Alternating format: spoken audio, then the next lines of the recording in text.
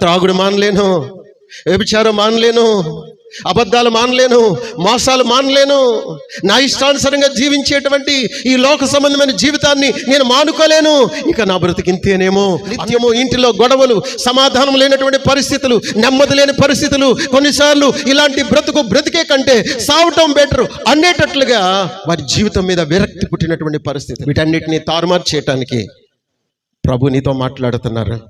ప్రభు కొరకు నమ్మకంగా జీవించాలనే ఆశ నీకుంటే గనక పరిశుద్ధులు అనేటువంటి ఒక క్రొత్త పేరును, నీతిమంతులు అనే క్రొత్త పేరుని, గతంలో ఒకవేళ నేనందరూ కూడా పోరా త్రాగుబోతాడు అన్నారేమో, వారి ఆలోచనలు సహితం దేవుడు పటాపంచలు చేసేస్తాడు. వీడు త్రాగుబోతాడు కాదు, వ్యభిచారులు కాదు, వీరు మోసగాళ్ళు కాదు, వీరు అబద్ధికులు కాదు, వీరు సత్యవంతులు, నీతిమంతులు, పరిశుద్ధులు, మంచి ప్రవర్తన కలిగిన వారు, భక్తిపరులు, యథార్థవంతులు, ప్రేమ కలిగిన వారు.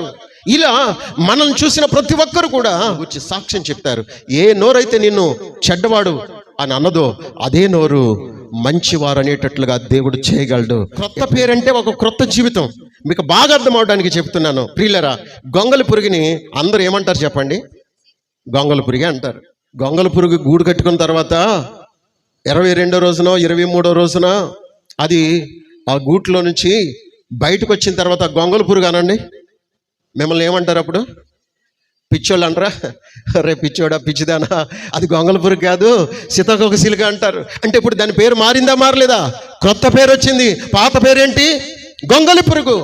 అసహ్యకరమైన జీవితంలో ఉన్నంతసేపు పాత పేరు అందరూ అసహించుకున్నారు. కానీ ఆ గొంగళి పురుగుకి పౌరుషం వచ్చింది, పట్టుదల వచ్చింది. నా బ్రతుకు మారాలి, నా జీవితం మారాలి, నా యొక్క జీవితం ఒక క్రొత్తదనాన్ని చూడాలి అని గొంగళి పురుగులో ఒక రోషం వచ్చినప్పుడు, ఒక తెగింపు వచ్చినప్పుడు, ఒక నూతనమైన జీవితం కొరకైనటువంటి ఆశలు స్వీకరించినప్పుడు వెంటనే అది దీక్షలోకి వెళ్ళిపోతుంది, ఉపవాసంలోకి వెళ్ళిపోతుంది. ఈ లోక సంబంధమైనటువంటి చెత్త చెదారం వంటి ఏమీ తినకుండా నేను ఒక క్రొత్త జీవితాన్ని చూడాలనుకుంటున్నానని ఎప్పుడైతే అది ఒక దీక్ష బూంతుందో రూపాంతరం చెందే అనుభవం వచ్చేస్తుందండి. అందమైన రెక్కలు, రంగురంగుల రెక్కలు ధరించి పైకి ఎగురుతూ ఉంటుంది.